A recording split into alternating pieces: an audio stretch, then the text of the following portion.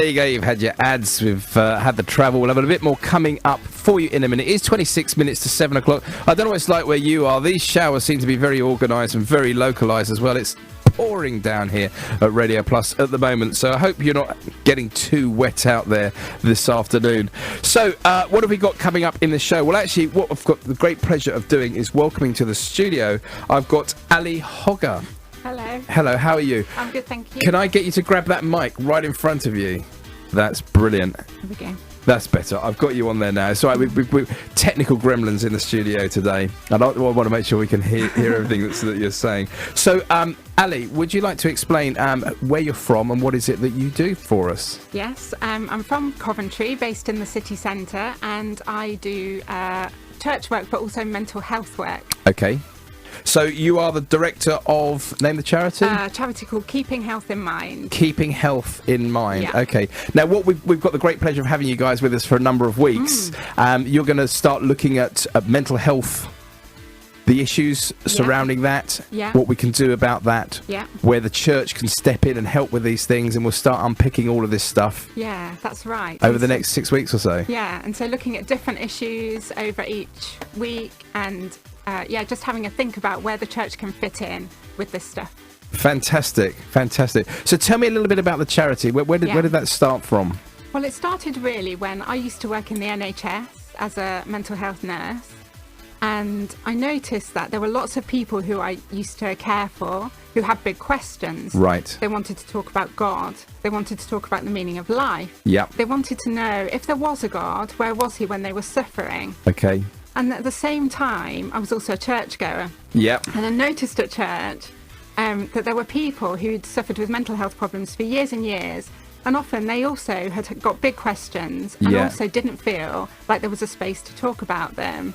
Okay. And so really it came out of feeling like there's got to be somewhere in the middle where people can talk about their mental health and also about their faith or about those huge life questions that we all have, especially if we're having a crisis. Yeah. And providing a space where people could do that and maybe find some of the answers. So that's really where our work started. So how long ago was that? Gosh, that was probably years ago, actually. Has it? And it's been a kind of slow burning thing as it's built up momentum. Yep. And we've started to get to know people and to understand where this work could really fit in. Yeah. So I suppose one of the big questions is why, having heard your explanation, would you say this is the business of the church? Well, that is a great question. And actually, I don't know, some people might know, but mental health care started in the church, believe it or not. Okay. And so in this country, way back in 1247, the first mental hospital opened, and it was staffed by monks, and they opened it as part of their mission, as part of their faith life. Yeah. And they had noticed that the people who were unwell, who were being abandoned by their friends and their families, who had no one to care for them, were the people who were mentally unwell. Yeah. And they were the ones who were most isolated and most needed care. And so they began to specialise in caring for the people who were in mental distress, who often didn't have anyone else to care for them. And so really, I believe that this work is in our DNA as the church. It's something that we've always done. Yeah. And it's something that it would be great if we could reclaim it, join back in and see what God wants to do with it. So isn't this the work of experts, really, though?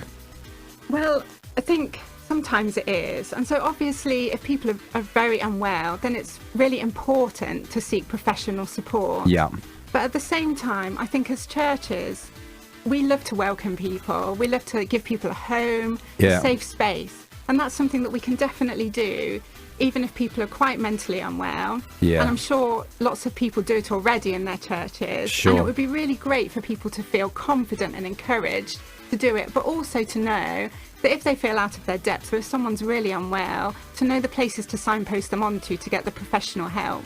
So I think that a combination of the two things is key, really. Yes, knowing indeed. when people need the professional help, but also knowing that there's lots of things that we can all do, whether we're experts or not. Excellent. So is this something that is that part of the work that you do then in order to help point to experts or provide that experts? Yeah, absolutely. And I myself used to work in mental health care, and so I know how the system works. Yeah. And that's really helpful, I think, especially when people are worried, they don't know where to go. It really helps for me to be able to say, well, I know the right person to ring, or I know the place to point you on to. And we also have experts who are on our trustees and help as volunteers with us. Excellent. So, yeah. So what can we do in our church? I mean, this sounds very good. So here I am, sat in my church now, and I'd like to support people with mental health problems. What would I do with that? How would I go about that? Take a deep breath. Yeah.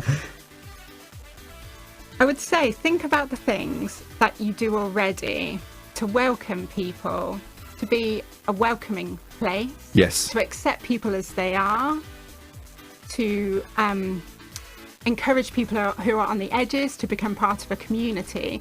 All of those things that we do anyway as churches are things that are brilliant when people have mental health problems. Because often people can feel really isolated. They can be cut off from friends and family because of their illness. And so anything that can encourage people to be part of a supportive community is really good, I think. And I think as church, we're really brilliant at that anyway. Yeah, for sure. So it's just extending what we do. Yes, great. I mean, I know the local church I attend here in Coventry, we've got a food bank system that was in place, but we found that actually we had a lot of people come to a food bank that also, they just wanted some time with people. Yeah. And one of the things we've actually extended off the back of that has actually just been a drop-in. Yeah.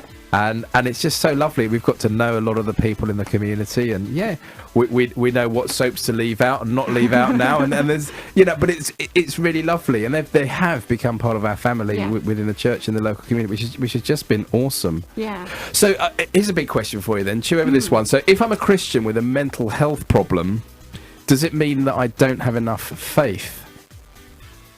Can I have an easier question? Well, you wrote it.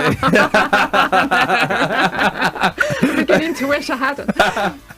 No, it's a simple answer to that is no, it doesn't. If we read the Psalms, we read about suffering. Yes, don't for we? sure. Anytime you pick up your Bible, you can read about a range of emotions, and I think God invented emotions. He knows what it is to be emotional, and having a mental health problem is just like having any other kind of illness. And so therefore it's not to do with a lack of faith. It's to do with sometimes life is so much, the position we're in is too much. Yeah. And we just need a bit of extra help. So it isn't to do with not having enough faith. People of faith have mental health problems. Yeah. And their faith can be a great help. Prayer is an amazing thing. Yeah. There are so many things we can do, but people shouldn't feel like they're lacking in faith if they struggle in this way. It's just part of life. Indeed, and this is something we're going to have, let's say, a number of weeks to look at this. Yeah. So we're going to unpick what sort of things we look at unpicking over these next few weeks, and who are you going to bring in for us? Who might we get some extra interviews with, bring us as guests for the show? We're going to have a vicar joining us to talk a little bit about the perspective of having a church and what that might look like if you have people with mental health problems, which obviously, 1 in 4 of us will have a mental health problem at some point. Yeah. So there will be people in churches who will struggle with these issues. We're going to have a clinical psychologist coming to help us out. Yeah. We're going to have someone from Mind coming, the mental health charity. Yeah. And we're going to be looking at anxiety, at depression, at dealing with exam stress, which is a big thing in our house at the moment. Yeah, it is. You SATs and A-levels, O-level, GCSEs now, isn't it? All of that. Yes, it's all there. And I've said anxiety, I think self-harm. So those are some of the issues that we'll be looking at. Okay. That's brilliant. So we'll tune in. This sort of time, after that 6 o'clock slot, I think is where we're going to head to bring this in. We're going to have a little bit of a break over half term when families and people are going to be away. But it'd be great to bring this in and bring more of this together. If anyone's interested in finding out about getting involved more with this, is there anything that they can start to look at before we roll out the interviews over the next few weeks? Yeah, absolutely. So there are lots of good resources online, different websites to look at. The Mind website is always great. We have a website which at the moment is being rebuilt. Okay. So at the moment, if you try and find it, it says Keeping Health in Mind is having a bad day. But hopefully very soon, watch this space, it'll be having a good day. Excellent. There's a great organisation called Mind and Soul, which you can find online, which looks at the interaction between mental health and illness and Christianity. So they're good places to start. Fantastic. Well, look, we look forward to welcome that. And your husband as well is going to be coming in with you. Yeah, he will be. Is that something you do together? Is this something you're working on together? Yeah, we both used to work in mental health care and then both started working in the church. And so it's really been a big passion of ours together to grow this work and this vision. Very, very good. Well, look, we look forward to it. Thank you for coming in and giving us a bit of a heads up on this today. And obviously, we'll get some specific information out to people as well. So, bless you. Thank you for coming in today, Ali.